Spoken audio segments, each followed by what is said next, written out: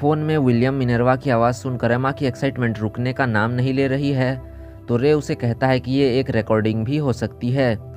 वो असल में एक रिकॉर्डिंग ही है और इसमें से पता चलता है कि विलियम मिनर्वा का असली नाम है जेम्स राटरी।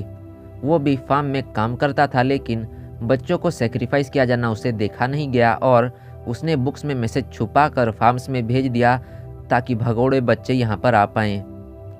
लेकिन डीमंस को उसके प्लान की भनक लग गई और डीमंस उसके पीछे पड़ गए। मिस्टर मिनर्वा ने इस बेस को जब तक मन करे तब तक यूज़ करने को कहा और वो लोग चाहे तो ह्यूमन साइड की तरफ भी जा सकते हैं और ऐसा करने के लिए उन्हें पेन में फ्यूचर वर्ड टाइप करना है। इसके बाद एमा बाकी सबको बताती है कि उन्हें क्या पता लगा। वो लोग पेन को निकाल कर फ्यूचर टाइप करते हैं और सरप्राइजिंगली उन्हें एक बड़ा मैप दिखाई देता है। उस मैप में ह्यूमन वर्ल्ड में एंटर करने का एक लोकेशन है, मगर वो काफ़ी दूर है।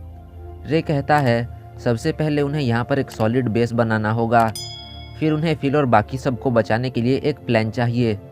इसके बाद वो ह्यूमन वर्ल्ड पर जा पाएंगे और इसी के साथ उनकी नई ज़िंदगी शुरू होती है।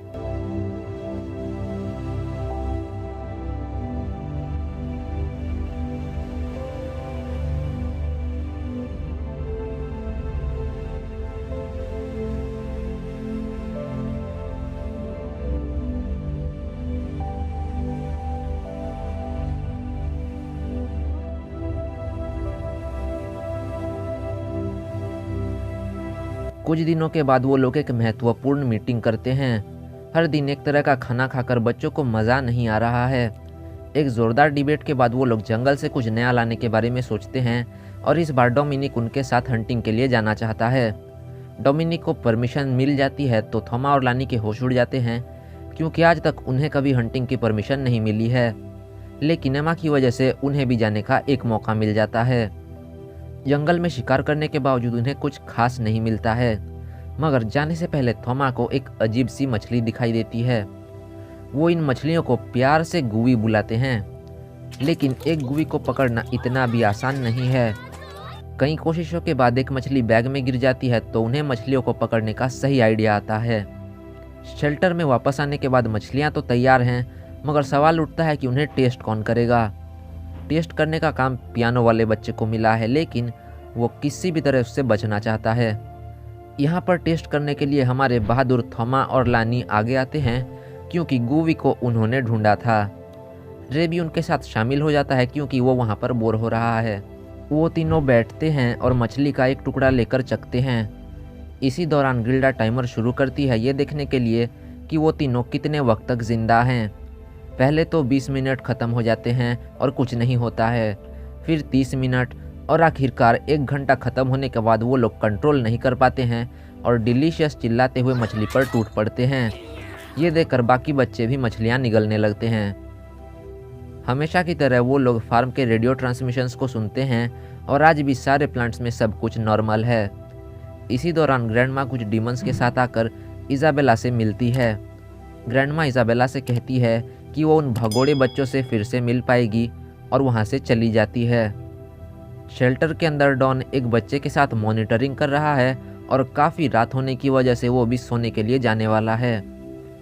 रे कहता है कि उन्हें जल्द से जल्द बाकियों को भी लाना होगा और एमा के साथ प्लान डिस्कस करने लगता है। सरफेस पर एक बड़ी एक्सप्लोजन की वजह से शेल्टर की बिजली चली जाती है और वो बच्चे घबरा जाते हैं। हम देखते हैं कि हथियारों से लैस 2 आदमी अंदर आ रहे हैं। वो दोनों शेल्टर को स्काउट करने लगते हैं, लेकिन बच्चों को ढूंढ नहीं पाते हैं।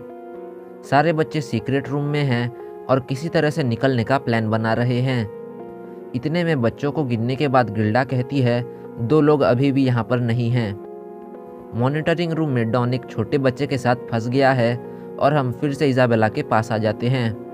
एक हाई रैंकिंग डीमन आकर इज़ाबेला से पूछता है, क्या तुम एक आखिरी बार उन बच्चों से मिलना चाहती हो? इज़ाबेला कहती है वो मेरे बच्चे हैं, इतनी आसानी से हाथ नहीं आएंगे। इसी दौरान एक बंदा मॉनिटरिंग रूम के अंदर आता है। वहाँ पर डॉन सरेंडर कर देता है, लेकिन उस पर एक सरप्राइज अटैक करके वो दोनों बाकियों के पास भाग आते हैं। फाइनली सारे बच्चे एक साथ हैं और वो लोग साइड के केव से भागने वाले हैं। वो लोग भागना शुरू करते हैं और जल्द ही बाहर निकलने वाले होते हैं। उनके एग्जिट पॉइंट से एक और बंदा निकल पड़ता है। सब घबरा जाते हैं तो थोमा और लानी हमला करके उसके बैलेंस को बिगाड़ने में कामयाब रहते हैं।